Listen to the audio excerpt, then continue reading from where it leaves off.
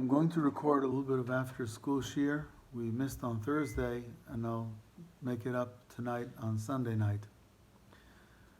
Rav Shmuel Bar Nachmani said that the people in a large city are not allowed to sell their shul because people all over the world have rights to it, either because they paid money in order to build it or it was built with them in mind. So it can't be sold without the permission of all the Jews in the world. Meisivei, we're on Chavav Med Aleph. Meisivei, it's about halfway down. The first word on the line is Zuti. Meisvei, the question is asked from a Braita. The Torah says in Parshas Mitzorah regarding a nega on a house, that a nega may come bebeit eretz achuzaschem, in a house in the land of your possession, which teaches us that a nega can only come in a house, achuzaschem, that is your possession, mitame b'negoim, can become tame with a nega. But ve'en Yerushalayim mitame b'negoim, but no house in Yerushalayim can become tame b'negoim, because Yerushalayim belonged to everyone and no one in particular. Amar Rabbi Yehuda says, Ani lo shamati ella moka mikdash bilvad.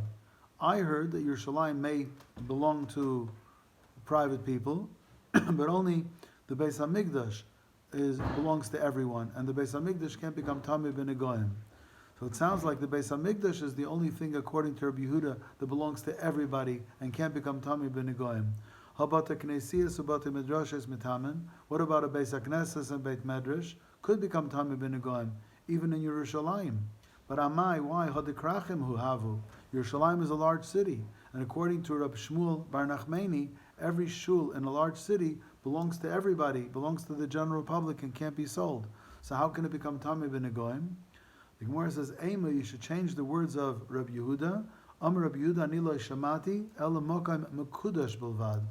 Rabbi Yehuda said not only the Beis HaMikdash, but any holy place in Yerushalayim can't become Tamei b'negoim, because Rabbi Yehuda will hold that every Beis HaKnesses or Beis Medrash in Yerushalayim belongs to the Jewish people at large, and therefore it's not called achuzaschem, it's not called your private place of possession. By the way, what is the dispute between the Tanakama, who says that no house in Yerushalayim can become Tamei b'negoim, because all of Yerushalayim belong to everybody, whereas Rabbi Yehuda says that all the private homes in Yerushalayim could become Tamei b'negoim. Only a Beit Knesset, a Beit Medrash, and Beis HaMikdash can't become Tamei, because that's not private property. And the answer is, Tanakama Sover, the Tanakama holds, Leinischalka Yerushalayim l'shvatim. Yerushalayim was never divided amongst the shvatim, it belonged to everybody. So if it belongs to everybody, it's not achuzatchem, it's nobody's private property, and can't become Tamei b'negoim. Rabbi Yehuda Sover, Rabbi Yehuda holds Nischalka Yerushalayim l'shvatim. Yerushalayim was divided. The east and the south of Yerushalayim belonged to Yehuda. The north and the west belonged to Binyamin. So it belonged to Shvatim. And in Shvatim there were private people, and the homes were private homes, and therefore the homes could become Tamei b'negoim. Ubiplukta dani tanoi. The argument is the same as another pair of tanoim. The Tanya, there's a brayse. Ma haya b'chalka shel Yehuda. What part of the Beis HaMikdash belonged to Yehuda?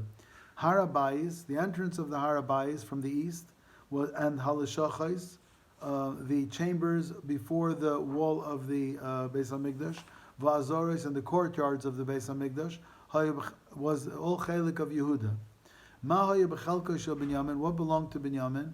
Ulam, the large room before you went into the Heichal, the Beis Kodesh HaKadoshim. So the Beis HaMikdash itself, the structure of the building, belonged to Binyamin. In fact, the Mizbeach, which was outside of the Mikdash, also belonged totally to Binyamin. But Uritzua haisa yotzes mechalka shel Yehuda v'nechneses bechalka shel Binyamin.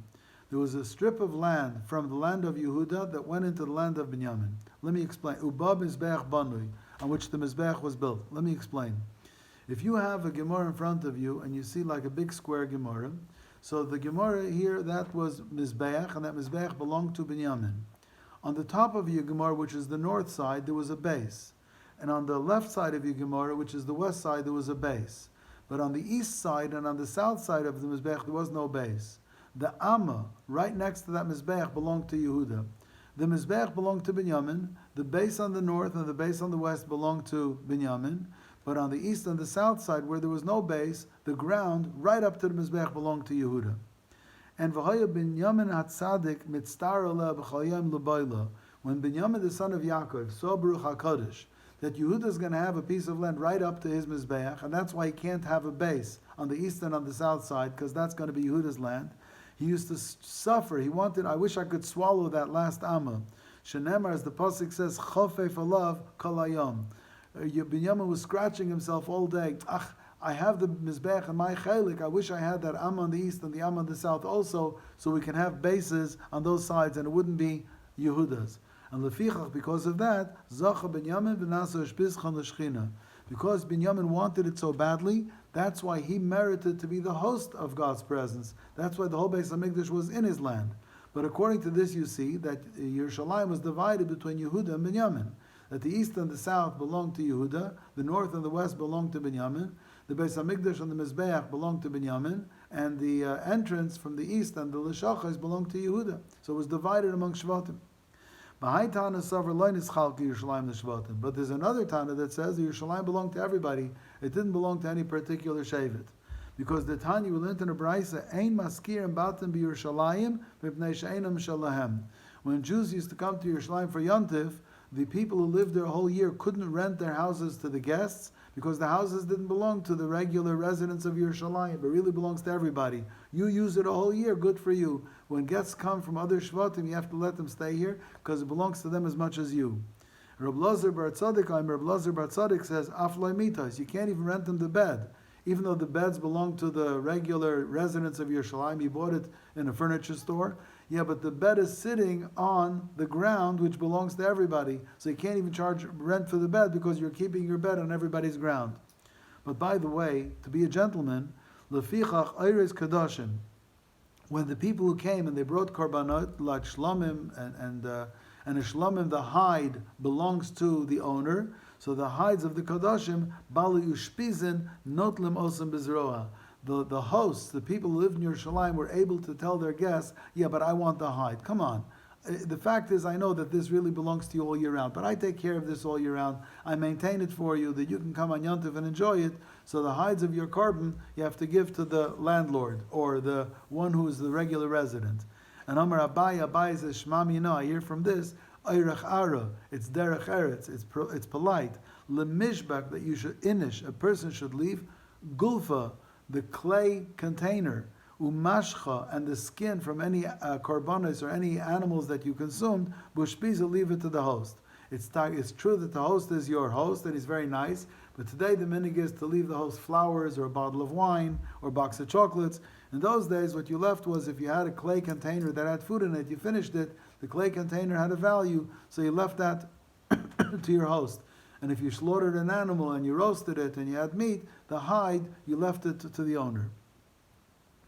Omar Rava says, this rule that when you celebrate Knesset, so you can't lower the Kedusha, and the money that you get for it has to be used for higher Kedusha, is Ela Shalai Machru Shiva Tuve Yoir B'Mamed Anshe. That's only if the 7 board members of the city didn't sell that shul with either the presence or the authority of all the people in the city. Avol Machru Shiva Tuve Yoir B'Mamed Anshe. But if the Beit HaKnesset was sold by the 7 board members, either in the presence of or with the authority of all the people in the city, even to drink beer is mutter. And Rashi says 2 things. Rashi says there's 2 halachas. One is what can be done with the Beit HaKnesset after it's sold, and 2, what do you do with the money that you got when you sold the Beit HaKnesset? And Rashi holds that if the 7 board members of the city, with the authority or presence of all the people in the city, made the sale, the money can be used even to buy beer, and the building that was used as a Beit Knesset can be used as a place where you drink beer. Because originally when the Kedusha was put on it, that the 7 board members have the right to do whatever they want. Similarly, if you remember, Rav Ashi, who was the chief rabbi in the city of Machasya, said that he had the right to sell a Beit Knesset because whoever gave money or whoever built the Beit Knesset gave it with the understanding that he would be an authority. Ravina Havale Hutila de Beit Knishta. Ravina owned a mound of ground where there once was a Beit HaKnesset. Also, Lakami de Ravashi came to Ravashi. Amar Le, and he said, Ma'ula Mizra, am I allowed to plant here? Amar Le, so Ravashi told him, listen, Zil Zavne, go buy the mound where this Beit HaKnesset had once been, buy it Mishiva Tuvir B'Mamed Ansheir, buy it from the 7 board members who will sell it to you either in the presence or with the authority of the members of the city, and then v'zara, then you're allowed to plant it. Because once the board members sell it, the kedusha is off. Rami bar Abba have a kalbani beit knishta. Rami bar Abba was in the middle of building a beit knesset. Hava hahi beit knishta atika. There was an old beit knesset. Havi boy lemistere. Rami bar Abba wanted to demolish the old one. Ilatuye livnei kshuri, to bring bricks and beams from the old beit knesset, mina, from it, vayuli lahatam, and bring it to the new beit knesset that's being built, and to use the materials. As Yosef, he was sitting, v'kami boyle, and was wondering. Hadir of Chizda, when Rav Chizda said, Damar of Chizda, loy lister beit knishta, you're not allowed to destroy beit knesset A, ad bani beit knishta achrita, until you build beit knesset B. Is it hasam over there? Why can't you destroy A before you build B? Mishum pshiyusa, because I'm afraid that you might be negligent, you'll destroy A, and you won't build B, and then you won't have any Beit Knesset. But kihai gavna, but in this case, where you're only destroying A in order to build B, it will be allowed. So what's the din? Also, the kamidir of Papa, so he went to Rav Papa, and v'asarle, he said it's prohibited. You're not allowed to destroy A, even though you're destroying it in order to use the material for B. He went to Lakamidir of Huna, v'asarle, he went to Rav Huna, and he also prohibited it. I always wondered why he would go to a second Rav if the first Rav told him you're not allowed to. I'm only wondering, maybe he went to a second Rav to ask, is there some way to, is there an eitzah, is there some kind of solution? I know you shouldn't do it plain, but is there some kind of solution? Amar Rava says, Hi Beit Knishta, Beit Knesset, Chilufa.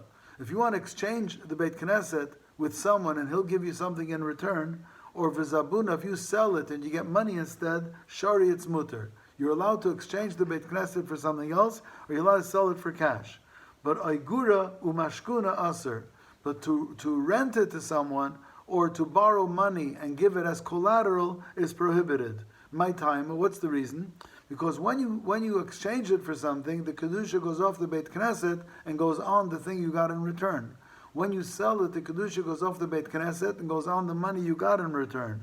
But when you lend it to someone, the kedusha is still on the Beit Knesset, so he can't use it just for plain use. And if you borrow money and you give it to the bank to hold for security, they can't use it for whatever they want. The kedusha is still there. My time of kedusha sekoi, because it still has kedusha. Livni nami. What about bricks? If you have bricks from a Beit Knesset, bricks from a Beit Midrash.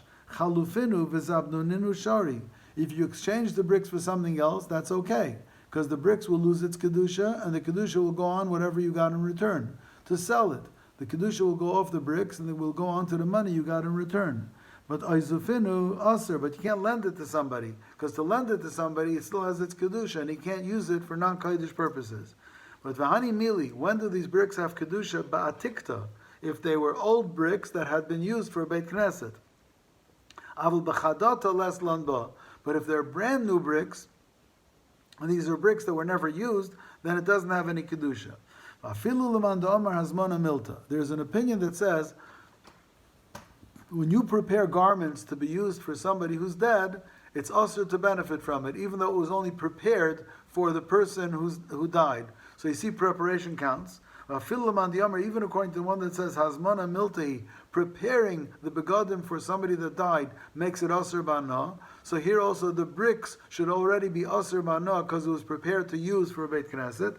But Hani Mili, when does preparation count? Kagon Ha'oreg Beged Lemet.